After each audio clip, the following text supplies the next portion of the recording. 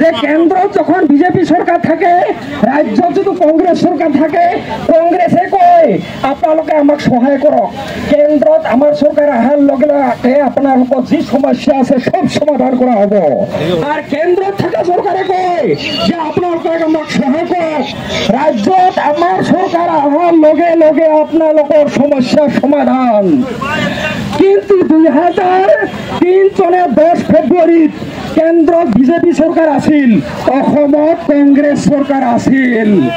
যদি কেন্দ্ৰত বেলেগ সৰকাৰ, অসমত বেলেগ সৰকাৰ হইলে যদি অসুবিধা হয়, 2003 চনৰ 10 ফেব্ৰুৱাৰীত বিএলটিৰ লগত কেমনে শান্তি চুক্তি কৰছে, কেমনে কৰে শান্তি চুক্তি? খালি আমাক ঠগাবাৰ পায়। 6 মাস কেন্দ্ৰত বেলেগ সরকার, অসমত বেলেগ সরকার, বেঙ্গলত বেলেগ সরকার, এটা খালি আমাক ঠগাবার পায়। আমাক জাম্বা বানাইছে, আমাক ঠগাইছে।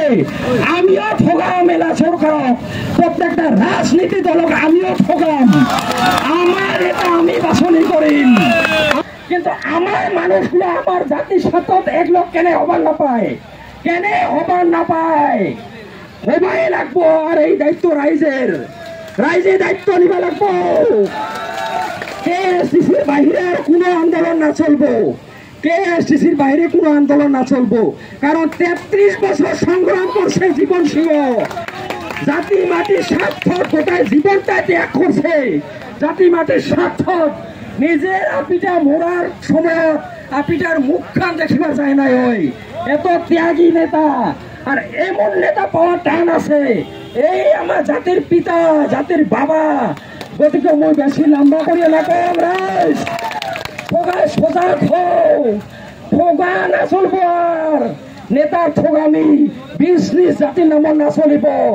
ন ক্ষমতাবোৰ নৰেশ, ন ক্ষমতাবোৰ নৰেশ, ন এসটি নরেশ, ন এসটি নরেশ। কেলো জিন্দাবাদ, কেলো জিন্দাবাদ, কেএসটিসি জিন্দাবাদ, কেএসটিসি জিন্দাবাদ, জীবন সিংহ জিন্দাবাদ, জীবন সিংহ জিন্দাবাদ।